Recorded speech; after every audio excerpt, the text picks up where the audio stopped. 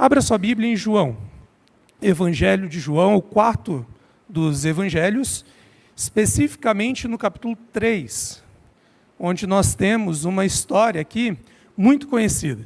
João capítulo 3, nós vamos ler aí o que está a partir do verso 1 mesmo, vendo alguns detalhes e focando alguns pontos, a respeito do ser espiritual, do que isso significa de fato. Então, João capítulo 3. Jesus está ali executando o seu ministério. Ele já ensinou muitas coisas, mesmo que seja o início do livro de João. Ele já teve aquele episódio no templo muito conhecido. E nesse processo de Jesus ensinar, um homem chamado Nicodemos, ele tem um contato com Jesus. Se você olhar o verso 1 aí na sua Bíblia, você vai perceber que Nicodemos não era um homem qualquer. Ele é um fariseu. Então, o fariseu era ali a principal casta religiosa da época, os homens mais conhecedores da Bíblia, da vontade de Deus. E além de ser um fariseu, como você vê no verso 1, Nicodemos ele era um dos principais dos judeus.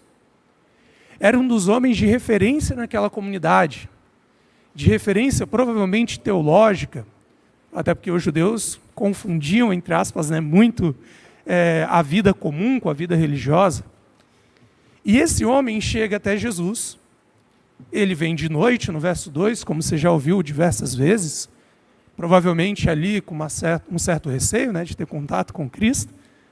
Ele chega de noite, um dos principais dos judeus, vai até Jesus e vai dizer o seguinte, verso 2, Rabi, mestre, sabemos que és mestre vindo da parte de Deus. Por que nós sabemos isso? Porque ninguém pode fazer o que você faz se não vier da parte de Deus. Essa é uma comprovação bíblica de que um profeta provém de Deus. Os milagres, os sinais, quando alinhados a outros pontos, como os frutos e etc., demonstram que aquilo é sobrenatural. E Nicodemos percebe isso. Talvez por um receio de, perder sua posição ou ter alguns problemas, ele vai de noite, mas ainda assim, ele vai trazer, Rabi, sabemos que és mestre vindo da parte de Deus. Há uma certa adulação também. Há um certo, vamos dizer assim, uma certa formalidade. Algo que Jesus ignora. E ele vai diretamente ao cerne da questão. Quando no verso 3 ele olha para Nicodemos e diz, em verdade te digo, se alguém não nascer de novo, não pode ver o reino de Deus. Jesus corta a introdução, corta a formalidade, a adulação e fala, olha, se não nascer de novo, não participa do reino. E aí Nicodemos pergunta para Jesus, como pode um homem nascer sendo velho? Ele vai entrar de novo no ventre da mãe? Jesus não está falando com uma pessoa comum aqui. Está falando com um mestre em Israel. É por isso que o próprio Jesus depois vai perguntar, olha, você é mestre em Israel e não entende dessas coisas? Ele vai perguntar como se Jesus estivesse falando de algo literal, e aí Jesus ele responde, com o foco do que nós estamos tentando entender hoje. Olha o verso 5. Em verdade te digo, quem não nascer da água e do Espírito não pode entrar no reino de Deus. O que é nascido da carne, e guarda essa informação, nós vamos ver algumas vezes hoje. O que é nascido da carne é carne. E o que é nascido do Espírito é Espírito. Então Jesus ele vai estabelecer o seguinte, o nascer de novo acontece através da água, e não é novidade para você que Jesus se refere aqui ao batismo, essa demonstração pública desse nascer de novo. Paulo constrói isso fortemente em Romanos 6, que quando somos mergulhados nas águas é como se morrêssemos. Quando somos levantados, é como se estivéssemos sendo ressuscitados para andar em novidade de vida. Mas Jesus vai falar que além da água, nós renascemos no Espírito, como veremos hoje. E aí ele estabelece o seguinte, existe aquele que é nascido da carne, e ele é carne. E aquele que é nascido do Espírito, e ele é Espírito. Sei que talvez não te expliquei ainda o que significa ser do Espírito ou da carne, nós vamos ver. Mas Jesus estabelece essas duas diferenças. Tudo bem até aqui? Seguindo então, o próprio Jesus continua o raciocínio dizendo o seguinte, Não fique admirado, verso 7, se eu te disser que você precisa nascer de novo. E ele começa a tentar conceituar o que seria essa ideia de ser espiritual, de espírito. O que ele vai dizer? O vento sopra onde quer, você ouve a sua voz ou seu som, mas não sabe de onde vem nem para onde vai. O que ele está dizendo? Existe algo que faz o que quer, o que deseja, é a sua vontade. Você tem contato com aquilo, porque você sente o vento, ouve ele, mas não sabe de onde está vindo e nem para onde vai. E aí o que ele diz? Assim é todo o que é nascido do Espírito. Então, quem é espiritual, ele tem, de certa forma, contato com algo que tem vontade própria, que faz o que bem lhe apraz, ele não o vê, mas o ouve, e não sabe os caminhos porque não depende dele. O nascido do Espírito tem esse contato. E nós vamos entender melhor. Jesus ele conclui aqui o contato com Nicodemos, em outros pontos, vai tratando algumas questões, até que nós chegamos em João capítulo 4, está aí um capítulo depois da sua Bíblia, onde nós temos mais uma história que nos ajuda a entender um pouco mais a respeito desse tema. João continua pregando o Evangelho em todo esse processo, teve um contato ali, uma questão com João Batista, e aí no capítulo 4, depois de sair da Judéia, a Bíblia diz que ele vai voltar ali para Galileia. Então nós estamos em João 4, a partir do verso 3. E nesse processo ele passa por Samaria, uma província que ficava ali intercalando a Judéia e a Galileia. Ele passa ali no meio, passa por Samaria. É como se você fosse daqui, por exemplo, lá para o Espírito Santo. Você teria que passar pelo Rio de Janeiro ou por Minas Gerais, vai passar por um estado no meio. Jesus passa por Samaria, chega até Sicar, e como você conhece a história, ele se encontra em um poço, poço de Jacó. Cansado da viagem, estou lendo o verso 6 de João 4, ele se assenta junto à fonte, já é um momento tarde ali, por volta do meio-dia, auge do sol, e nisso vem uma mulher samaritana. Essa mulher samaritana se aproxima para tirar água, Jesus pede para que ela lhe dê de beber. Os discípulos tinham saído, o texto vai dizer isso, e essa mulher se espanta, como provavelmente você conhece a história. Não estou focando no contato de Jesus com a mulher samaritana, que é lindíssimo, que é incrível e traz para nós revelações a respeito do contato com outras pessoas. Algo interessantíssimo para depois você ver, porque essa mulher se assusta, já que a relação entre judeus e samaritanos ou é inexistente ou é conflituosa. Isso faz com que a mulher samaritana estranhe, porque você é um judeu, está me pedindo água. Tem toda uma carga histórica por trás. Depois estude qualquer coisa se você não conhecer. Mas fato é que Jesus ele vai dizer, olha, se você soubesse quem eu sou, você me pediria água, eu te daria água viva. E para comprovar que ele provém de Deus, Jesus vai mostrar que ele tem conhecimento privilegiado a respeito da vida daquela mulher. E aí, nesse processo, acontece um diálogo, uma conversa, que nos ajuda a entender o que é ser espiritual. E eu te convido a ler comigo, a partir do verso 19. O que diz? A mulher olha para Jesus e vai dizer, Senhor, eu vejo que tu és profeta.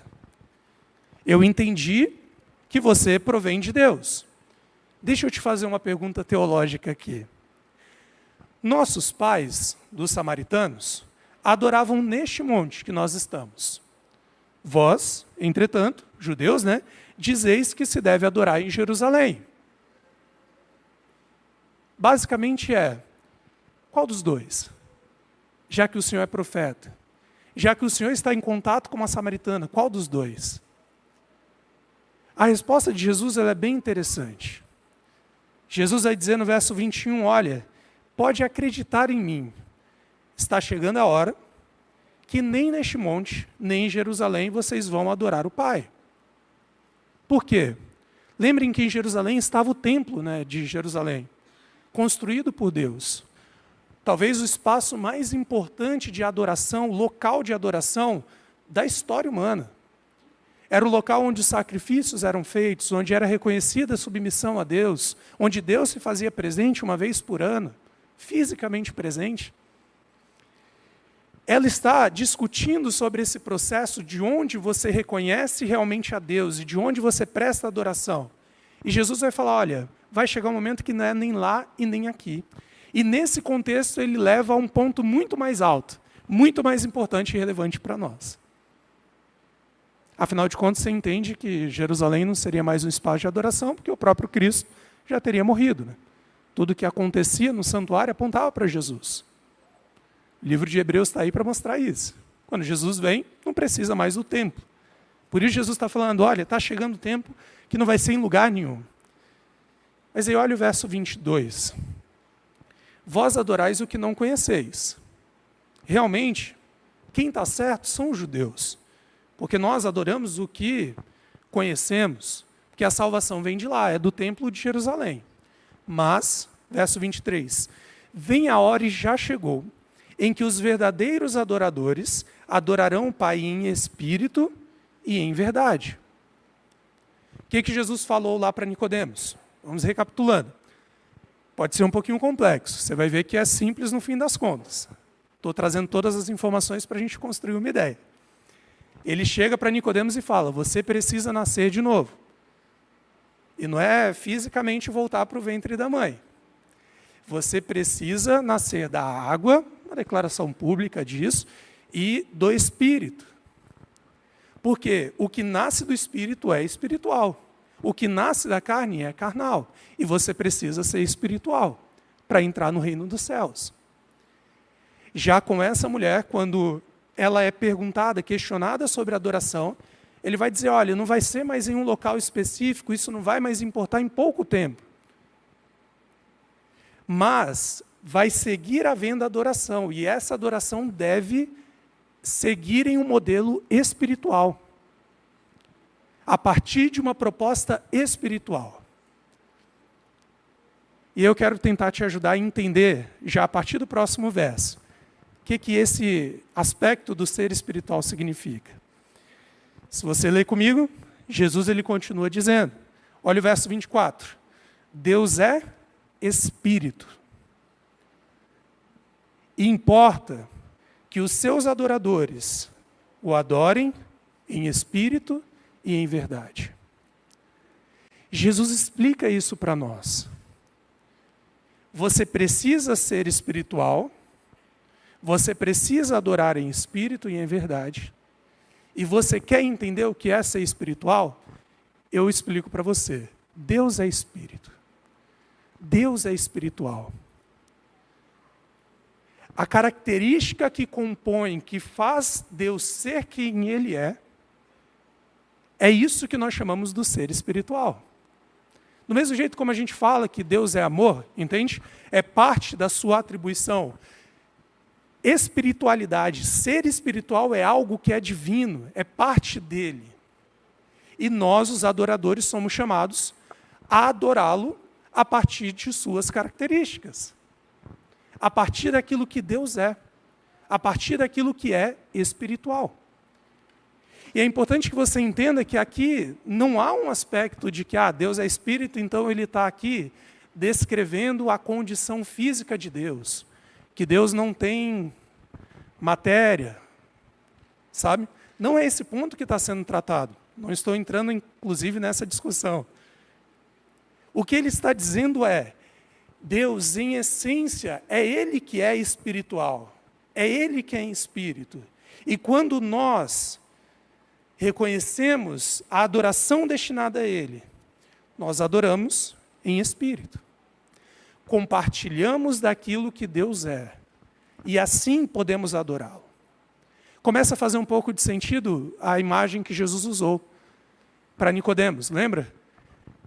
O vento sopra onde quer. Você o ouve, mas não sabe para onde ele vai ou deixa ir, porque não depende de você. Assim é quem nasce do Espírito. Então a ideia é, Deus é espiritual, Deus é Espírito. Ele faz o que ele lhe apraz, como quer. Você o ouve, você tem contato com Ele. Embora não saiba exatamente, enfim, o cerne dele, né? Internamente o que ele é.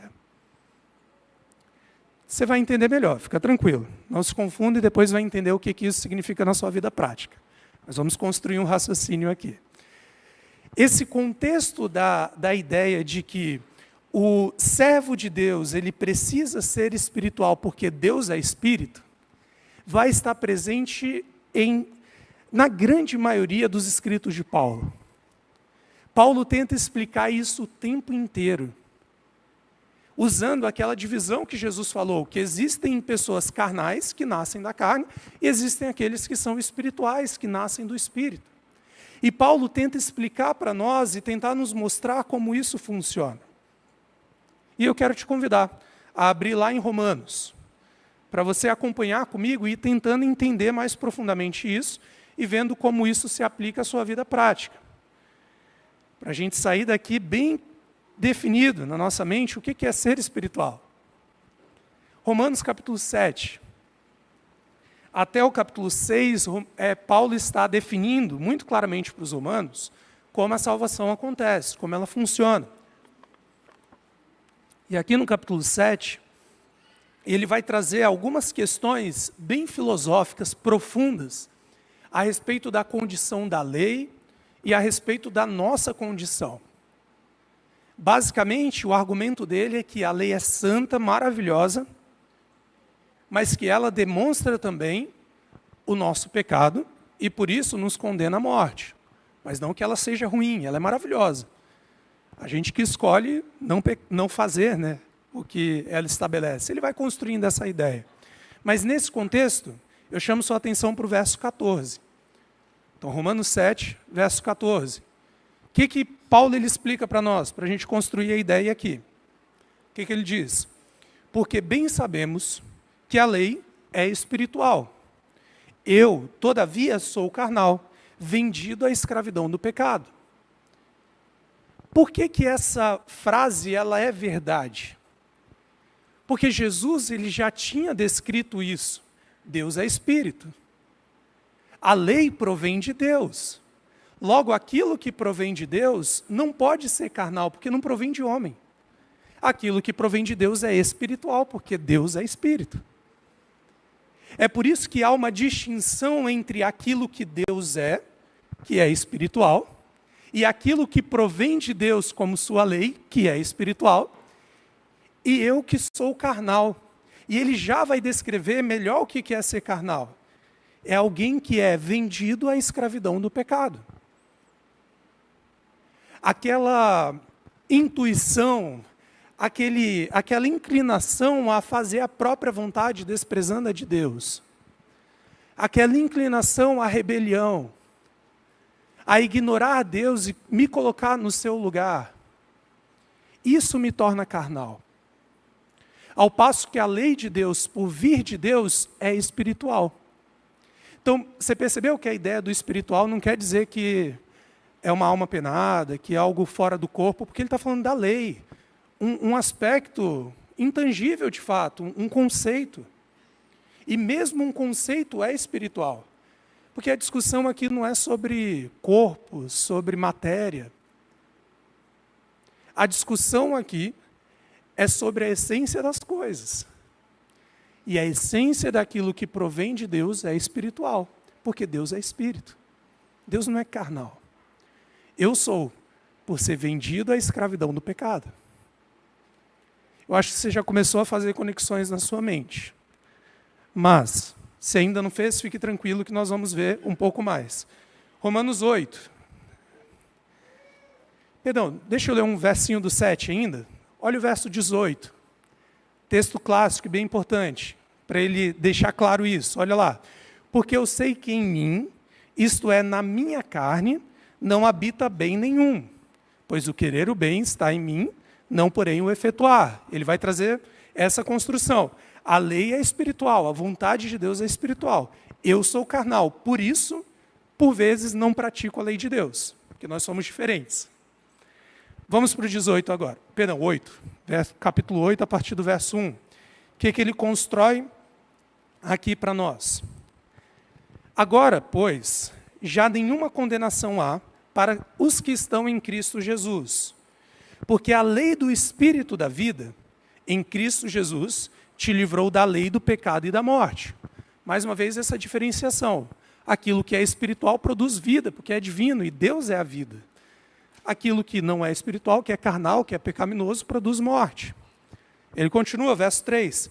Porquanto o que fora impossível à lei, no que estava enferma pela carne, isso fez Deus enviando seu próprio Filho em semelhança de carne pecaminosa, e no tocante ao pecado, e com efeito condenou Deus na carne o pecado, a fim de que o preceito da lei se cumprisse em nós. Nós o quê? Que não andamos segundo a carne, mas segundo o Espírito. Aí talvez você comece a entender um pouco mais o que Jesus falou para Nicodemos. Você precisa nascer da água e do Espírito. O que é do Espírito? Primeiro, Deus é Espírito. Quando nós adoramos em Espírito, adoramos a partir daquilo que Deus é. A lei é espiritual, porque provém dele. Logo, quando nós somos nascidos, movidos, vivemos segundo o Espírito, nós não vivemos segundo a carne.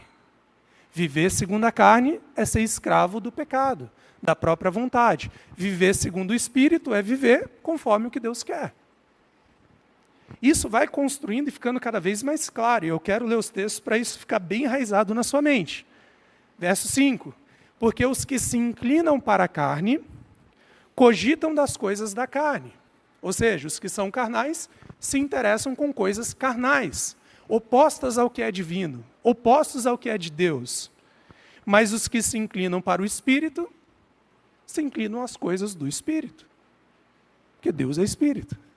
Aquilo que Deus quer. E a consequência disso é, que o pendor da carne dá para a morte, mas o do Espírito dá para a vida. Olha o verso 9 comigo. Paulo construindo o quê? Vós, porém, não estáis na carne. Crente de Deus, batizado em Cristo Jesus, não pode estar na carne, mas no Espírito. Isso se de fato o Espírito de Deus habita em vós. Se o Espírito de Deus habita em vós, não tem como você tender à carne. Você precisa tender ao Espírito. E se alguém não tem o Espírito de Cristo, esse não é dele, e ele é carnal. Vamos ler mais alguns textos. Quero ser insistente para você entender fortemente isso, mas depois eu vou falar de uma forma muito direta e clara, para você conseguir construir isso na sua mente. 1 Coríntios, pouco depois aí do livro de Romanos, capítulo 3. Mais um exemplo aqui. O que Paulo vai dizer? Nesse mesmo contexto, eu quero ser insistente com isso para você entender bem. 1 Coríntios 3, a partir do verso 1, o que ele diz? Eu, porém, irmãos, não vos pude falar como a espirituais. O que Paulo está dizendo para a igreja de Corinto? Não tive condições de falar para vocês como se vocês fossem espirituais, e sim como se fossem carnais. Como se vocês fossem crianças, sem conhecimento a respeito de Cristo. Eu dei leite para vocês a beber, não pude dar alimento sólido, porque ainda vocês não podiam suportar. Aquele que não é espiritual, aquele que é apenas carnal, não tem condições de conhecer as profundezas daquilo que Deus quer. Porque ele é entregue a si mesmo e não a Deus. Ele não tem contato com Deus, como pode conhecer? E Paulo vai dizer, olha, eu precisei falar com vocês como a carnais e não espirituais. E ele termina no verso 2, nem ainda agora podeis, porque ainda sois carnais.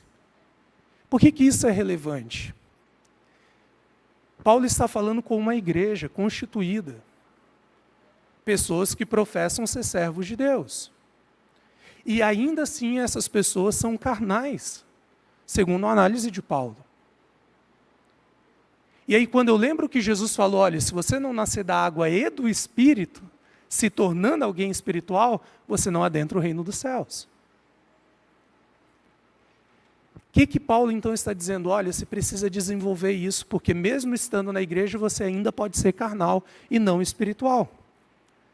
E ele traz alguns aspectos práticos, para a gente entender isso na prática, na sua vida prática mesmo. Olha o que ele vai dizer, verso 3. Porquanto havendo entre vós ciúmes e contendas, não é assim que sois carnais e andais segundo o homem? Aqui ele vai deixando claro de novo. Ser carnal é andar segundo a vontade humana, segundo o homem. E quando há ciúmes e contendas, não pode ser espiritual, porque Deus não é ciumento, Deus não cria contendas.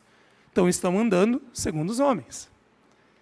E ele usa um exemplo, falando a respeito do trabalho que não apenas ele fez, mas Apolo também. E aí, reforçando essa ideia, quando vocês criam essa divisão, vocês estão andando segundo os homens. Por quê? Verso 5, quem é Apolo e quem é Paulo? Servos por meio de quem crestes.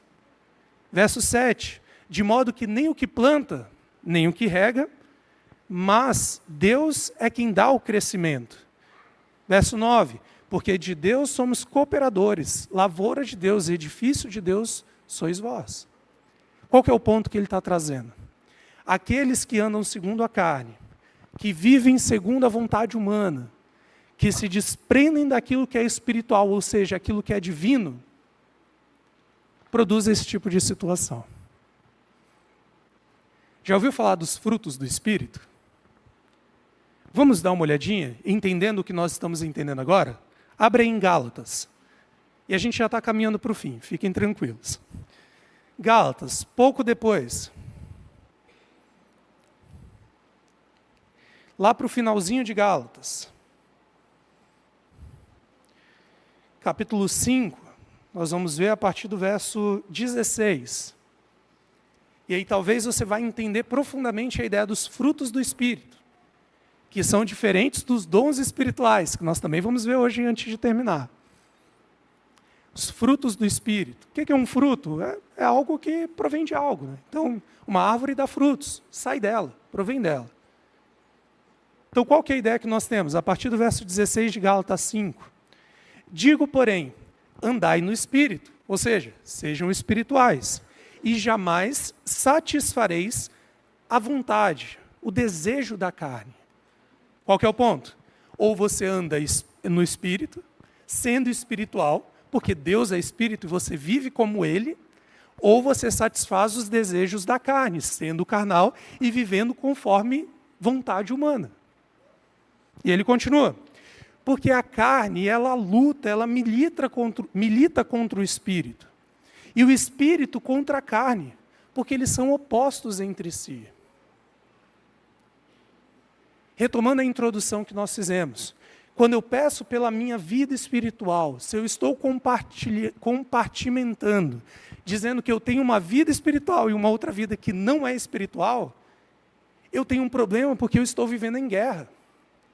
Porque não tem como eu ser espiritual e não espiritual.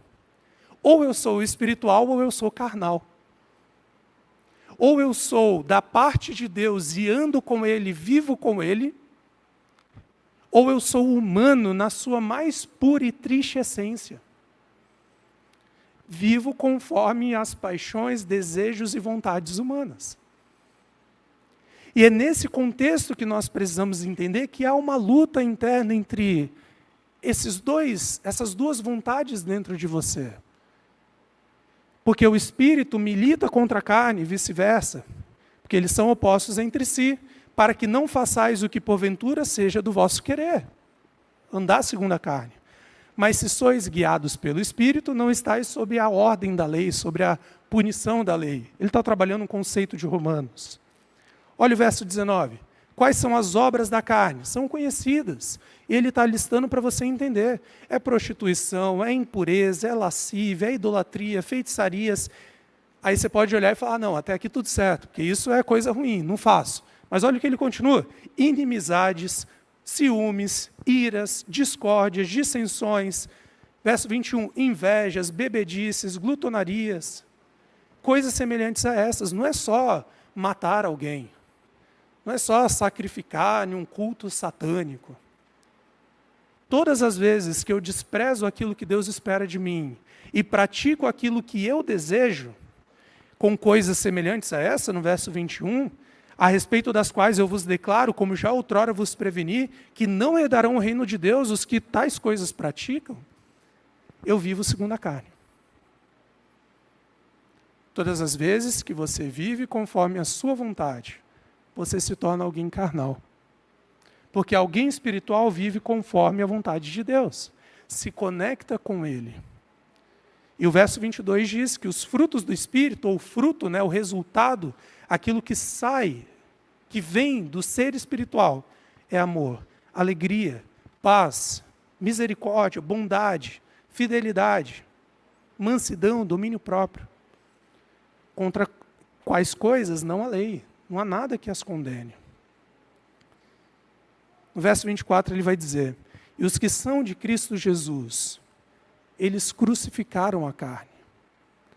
Não tem como ser de Cristo Jesus e ser carnal de fato. Aqueles que são de Cristo Jesus crucificam a carne com as suas paixões e os seus desejos, suas vontades. E se vivemos no Espírito, andemos também no Espírito. A ideia que nós temos aqui é, você é espiritual? Você é alguém que está conectado com Deus e não tem um compartimento de uma vida religiosa, mas é, em essência, espiritual. E Deus tem operado em você os frutos, ou o fruto do Espírito, desenvolvendo aquilo que só pode vir de Deus, porque ninguém ama se for por vontade própria. Ninguém é bondoso se for por vontade própria, ninguém é manso se for por vontade própria, ninguém perdoa por vontade própria. Porque a nossa vontade é ser justo conforme a nossa medida de justiça, e quando alguém fazer algo, a gente responder, no mínimo, na mesma altura. A nossa vontade é se preocupar apenas comigo e com os meus, e não com os outros.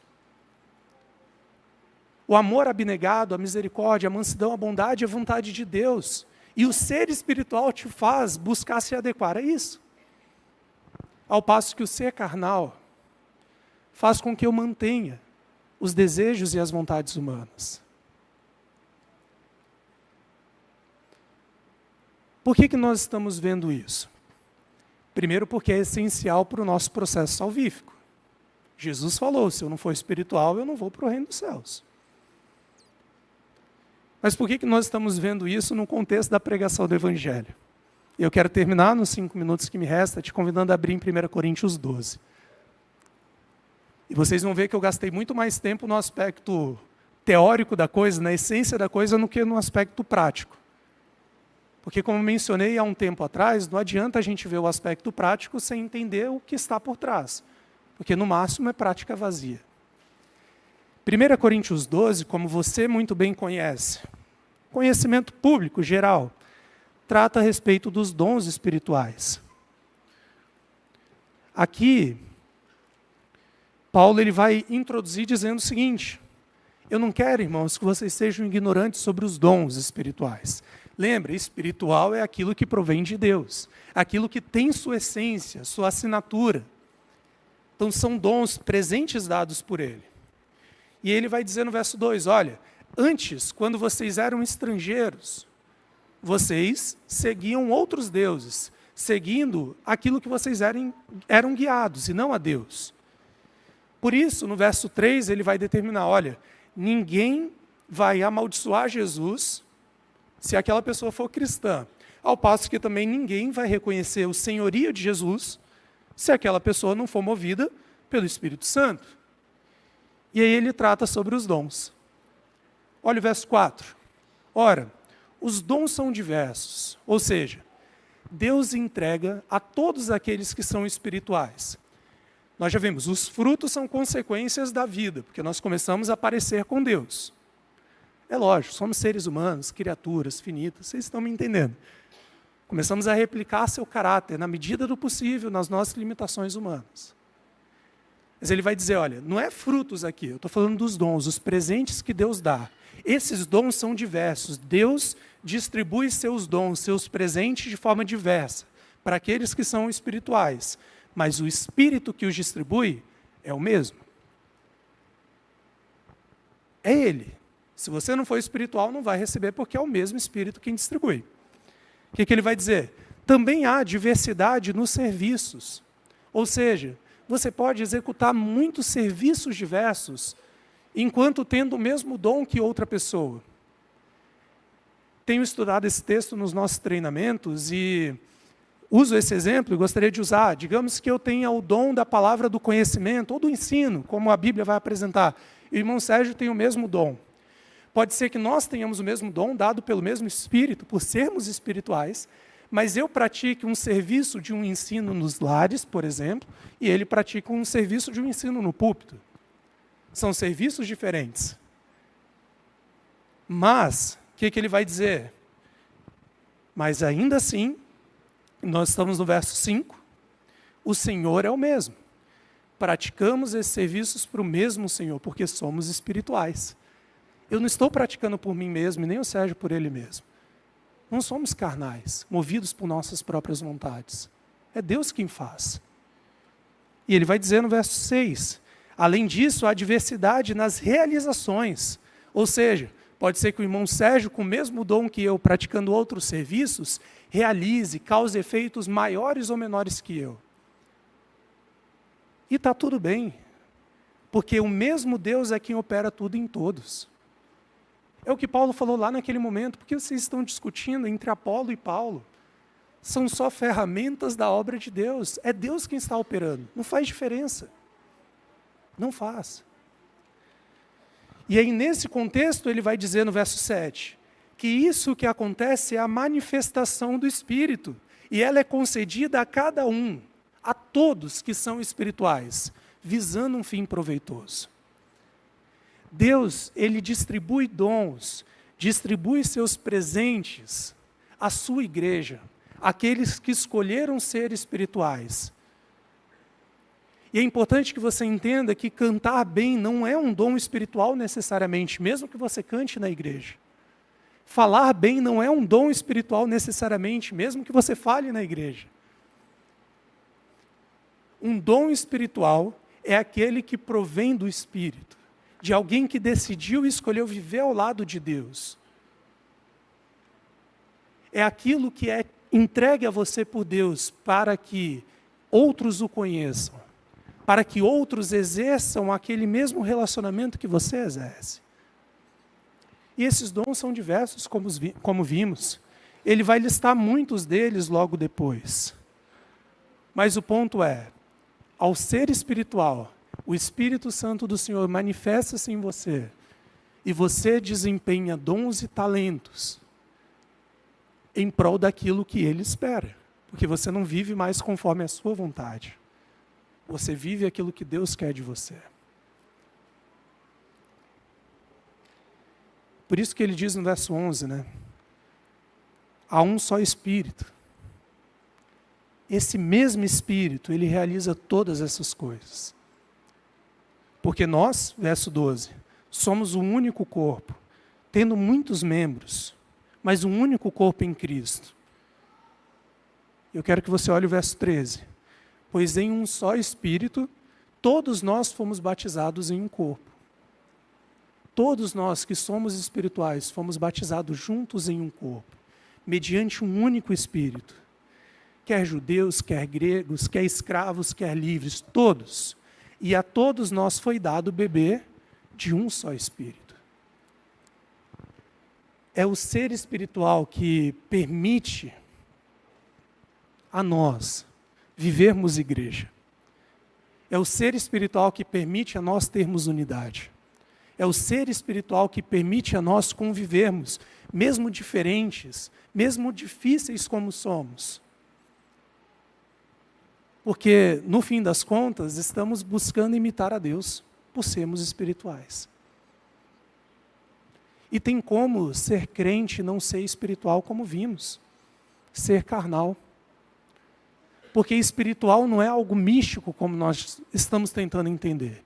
Espiritual é a característica daquilo que é divino, daquilo que provém de Deus, que desenvolve os frutos que nós vimos, e a quem são entregues os dons que vimos também. O primeiro passo, talvez, que você precisa pensar, e eu quero encerrar com esse convite, é ter um contato com Deus e pensar um pouquinho, Senhor, sou espiritual ou sou carnal? mesmo estando em tua igreja, tenho vivido rendido à escravidão do pecado, conforme meus anseios, desejos e vontades, ou conforme aquilo que o Senhor estabelece para mim?